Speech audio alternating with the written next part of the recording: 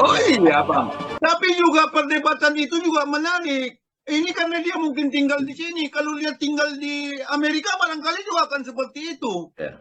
Karena karena dia Tapi sunyi. ya, baru dia Mencari banyak keluarga Indonesia yang tinggal di luar negeri, kecenderungannya anaknya nggak bisa bahasa Indonesia. Iya, iya. Ada satu fenomena begini. Dulu waktu saya masih muda, itu di radionya si Isari itu kalau udah ngomong logat Jakarta udah hebat betul. Jadi kalau kita dulu kan logat Jakartanya luar biasa. Aku malah dulu ku tantang banget seperti itu. Makanya karena ngambil identitas. Karena apa? Kayaknya hebat kalau di Indonesia bicara logat Jakarta. Nah, sama seperti itu. Tapi begitu orang di Jakarta, kayak kita sekarang malah bangga bisa berdialog, berlogat Medan, dialek Medan. Saya sekarang kalau posting di WA segala macam ngomongnya awak bahasa Medan, lebih bangga. Tapi dulu pada saat di Medan, rasa bangga. Malah hilangnya kisah berbahasa dialek Angkola di kampung saya. Waktu saya kecil semua orang umumnya berbahasa daerah. Tapi kemudian yang berbahasa Indonesia adalah polisi, tentara, pegawai negeri. Lama-lama sekarang hilang itu bahasa karena itu lebih elit daripada bahasa daerah. Itu makanya saya katakan itu sebenarnya saya worry. Syukur kemarin sebenarnya bahasa itu dijadikan artikel utama lagi oleh harian Kompas. Itu saya posting itu sesungguhnya untuk mengingatkan kita kembali seolah-olah, tapi memang betul jadi saya pernah ketemu dengan Profesor Howard Gary dari Profesor Linguistik di Yale University. Dia cerita Bang Hairul, kamu bisa bahasa apa? Bahasa ini, bahasa ini. Berarti kamu bukan hanya satu bahasa yang kamu miliki, kamu juga karena dia memang linguistik, bahwa itu adalah sebuah ilmu. Jadi memang itulah persoalan yang kita hadapi. Cuma kan tidak semua orang punya strata pemikiran yang sama. Orang kampung saya ya kalau berbahasa daerah dianggapnya kampungan. Ya makanya dua lari ke berbahasa Indonesia. Di pasar pun sekarang orang berbahasa Indonesia. Itu lagi disebut kualat. Itu baru kualat. Jadi saya cerita itu Bang Hairul sebenarnya problem yang kita hadapi begitu loh. Persoalan sesuai dengan strata atau pemikiran masyarakat. Bukan sebenarnya juga, ya mungkin juga dia bisa berbahasa Indonesia kan, artinya juga bukan hanya bahasa Inggris. Cuma memang saya salut kalau itu tadi, kalau mungkin dia di Amerika juga bisa jadi juga sunyi Bang Hairul. Makanya dia cari rootnya. Oh, Minang, berbahasa Minang dia. Sehingga mengikuti cara berpikirnya Profesor Howard Gary tadi. Oh, itu adalah sebuah bahasa. Gitu loh. Jadi itu banyak kasus lah kalau hal-hal seperti itu. Tapi memang kita harus salut kalau orang bisa diciptakan seperti itu. Orang Indonesia mestinya juga begitu. Karena bahasa daerah juga adalah aset. Adalah bagian dari budaya. Adalah kekayaan. Karena itu memang kita harus pertahankan kan itu istilahnya. Tapi bahasa Indonesia juga harus kita kuasai. Bahasa asing juga. Jangan pula nanti berbahasa asing pemimpin kita untuk level dunia berbahasa Indonesia dia akan susah juga. Nanti makanya memang ini kalau dalam bahasa ini calon presiden pasti Pak Idrus setuju dengan saya karena saya sudah tahu apa yang dipikirannya. Kalau Bung Bahar tadi tentang mengangkat masyarakat keluarga besar di sana sudah lupa dengan bahasa Angkola tadi ya, Mandailing Angkola. Sama halnya dengan saya di kelompok keluarga saja lah dulu. Ya saya kualat saja sama leluhur. Banyak kosakata bahasa Melayu itu yang sudah hilang sama sekali. Ya kan misalnya bilangkan jendela tingkap, bilangkan tendok. Saya bilang ambilkan sudu. Anak cucu saya bertanya apa sudu? Kata begitu kan. Ya ini kan akhirnya kan hilang ini sama sekali ini. Dan itu sebuah kerugian. Betul. Makanya saya tak mau. Dari mulai sekarang, saya tak mau kualat lagi sama leluhur saya. Jadi, bahasa yang paling benar itu bahasa Medan. Itu bahasa jadi bahasa itu juga salah satu sebenarnya ungkapan untuk menunjukkan siapa kita. Jadi kadang-kadang orang kan begitu. Dengan berbahasa, dengan berpakaian, dengan berperilaku menunjukkan siapa. Jadi misalnya contoh, saya supaya kelihatan keren, ya saya di daerah ya berbahasa yang logat-logat ibu kota. Nah, itu kan bahasa itu kan menunjukkan kepribadian atau siapa kita.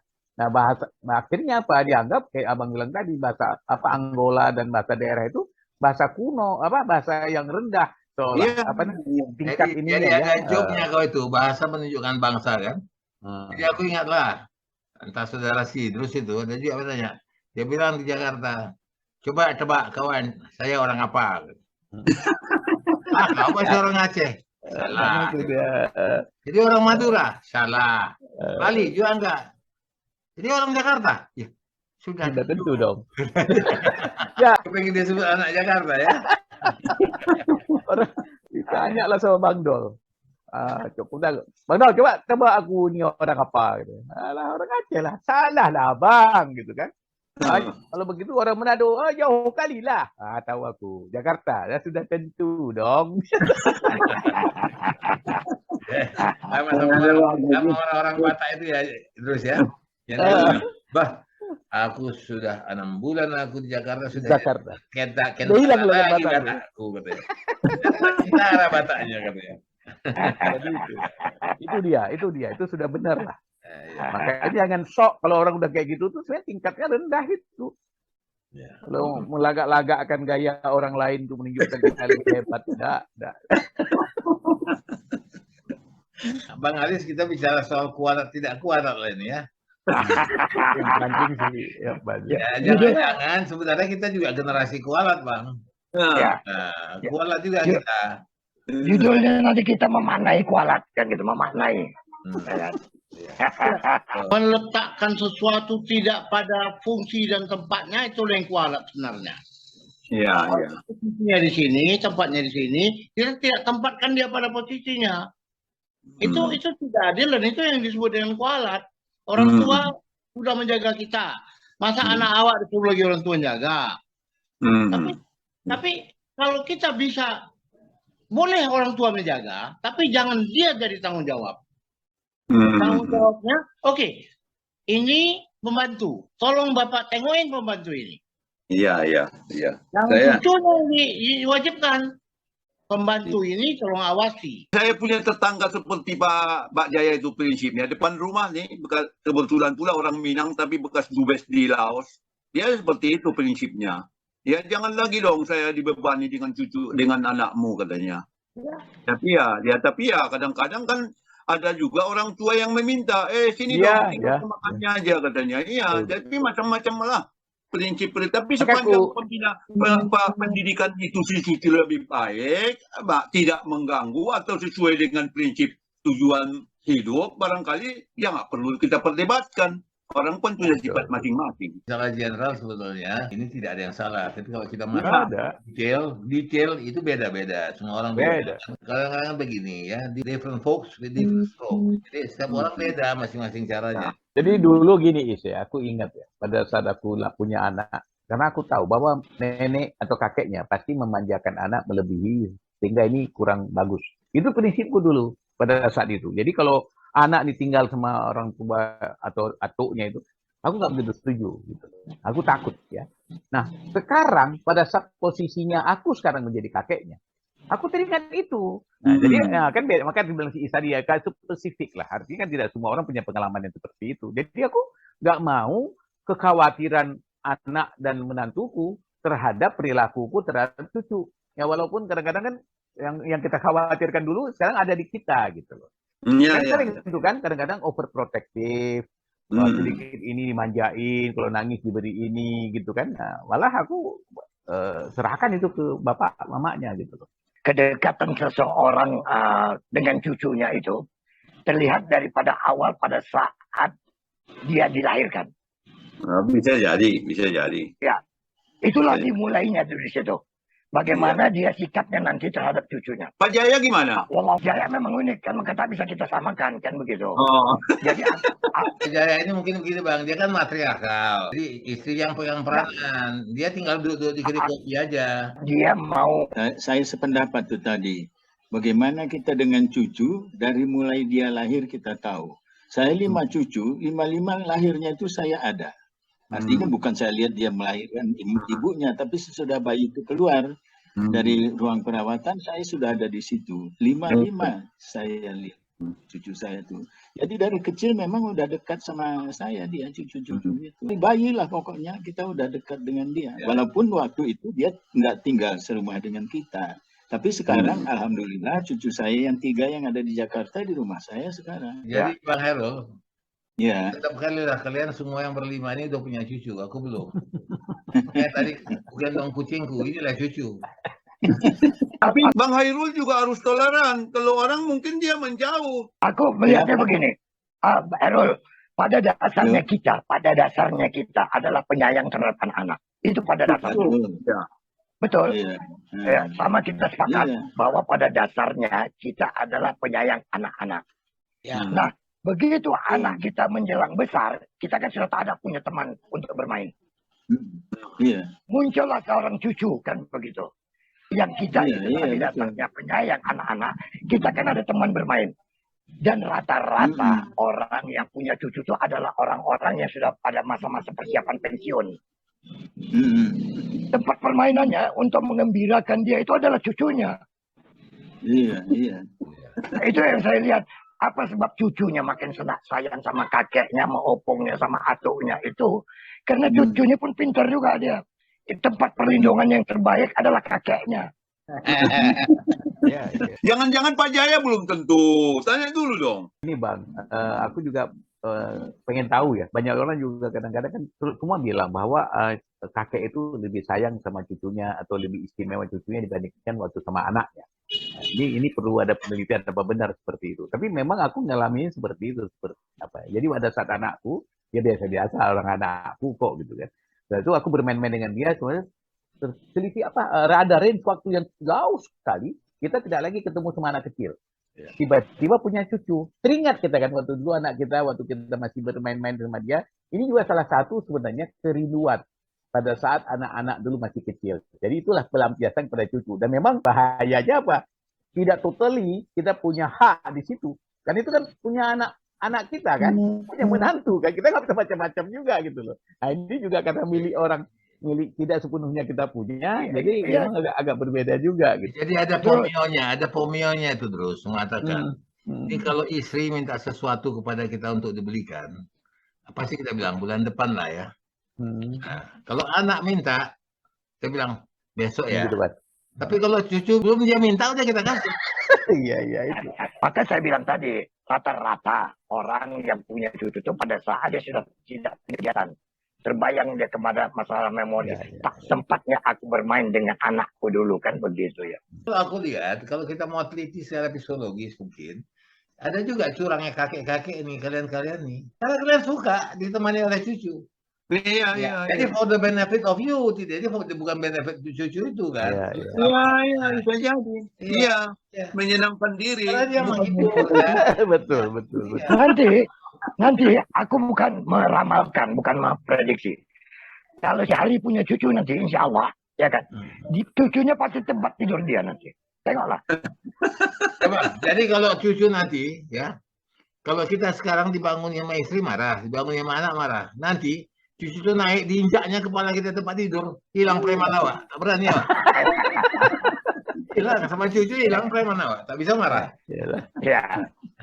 Cobalah dibongkarnya radio mobil itu, dibongkarnya. Apa yang kita bilang? Ya pandai juga anak nih ya, biarkan. Bukannya marah sama dia kan.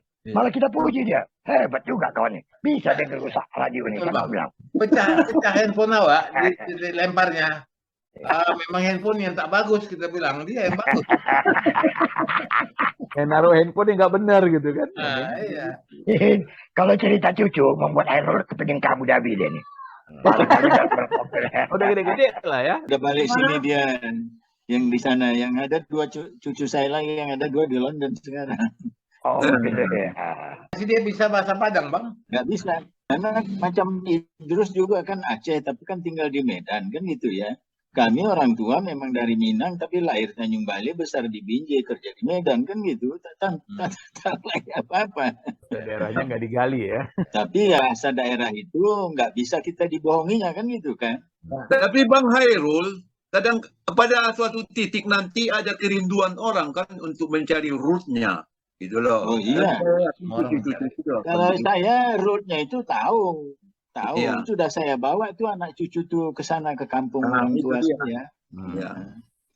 Nggak tergantung juga Bang Hairul pasangan kita. Jadi misalnya kalau saya kebetulan kan istri bukan orang Aceh, ya kan? Ya, tapi kebetulan dulu waktu kawin istri saya ini agak parno dikit ya. Jadi dia bilang saya harus belajar bahasa Aceh. Jangan-jangan aku dikata-katain nanti di rumah sama mertua sama istrinya. Jadi bahasa yang dipelajari dulu itu bahasa-bahasa negatif aja gitu loh. Oh ini gitu, bukan yang positif. Karena dia, nah, tapi alhamdulillah ada beruntung saya sempat tugas di Aceh. Jadi anak-anak sempat sekolah di sana, mereka mengerti. Jadi bualan ini kan dimulai dari tadi yang dilontarkan oleh Khalis. Iya. Bagaimana anak muda sekarang itu apa yang mesti kita lakukan, karena banyak sekali kita lihat tiap malam hampir orang berantem, anak muda ini kan begitu. Kemudian kita kaitkan dengan Sumpah Pemuda. Lalu dari Sumpah Pemuda ini kita menganggap fenomena yang kita lihat, banyak anak-anak itu malah tidak tahu apa itu Sumpah Pemuda. Kemudian kenapa mereka sampai begitu, kita menyalahkan pendidikan di sekolah. Kita nggak bisa begitu, kita harus 3 aspek yang kita lihat, guru, rumah tangga, dan lingkungan, kan begitu ya. Nah terakhir bagaimana? Kita ini sebagai orang tua yang kadang-kadang malah diberati oleh anak untuk menjaga cucu. Sampai Jaya bilang, kualat anak-anak sama orang tua, kan begitu ya. Jadi saya kira persoalan yang kita bicarakan hari ini masih kulit-kulitnya ini. Cobalah kita balik misalnya makalah siapa, buku siapa. Kenapa pada zaman sekarang ini kecenderungannya anak-anak muda, saya kira bukan hanya di Indonesia, bukan hanya di Jakarta atau di Medan, tapi hampir merata di seluruh tempat di dunia ini yang banyak pengaruh media sosial melalui internet ini. Berubah kelakuan orang semua. Berubah. Kalau menurut saya, jadi kita harus melihat ini secara apa? Secara ilmu sains, secara saintifik ya. Kenapa ini terjadi? Ini kan kita bicara kedai kopi ini kan, kesana kemari. Ya, kalau ini tentu di kedai kopi sidang kabinet belum selesai, udah putus di kedai kopi kan gitu. Nah kira-kira begitu yang kita bicarakan ini. Jadi kita bicara soal pemuda tadi. Sumpah Pemuda kaitannya dan segala penting-pentingnya, mudah-mudahan itu juga tidak hanya menjadi semacam lelucon saja, tetapi juga menjadi suatu pelajaran buat kita renungkan. Saran dari Bang Hairul tadi bagus dan semua akan kita coba lanjutkan. Oke, kita selesaikan ya sampai di sini ya, kawan-kawan ya. Oke. Assalamualaikum. Assalamualaikum warahmatullahi wabarakatuh. Waalaikumsalam.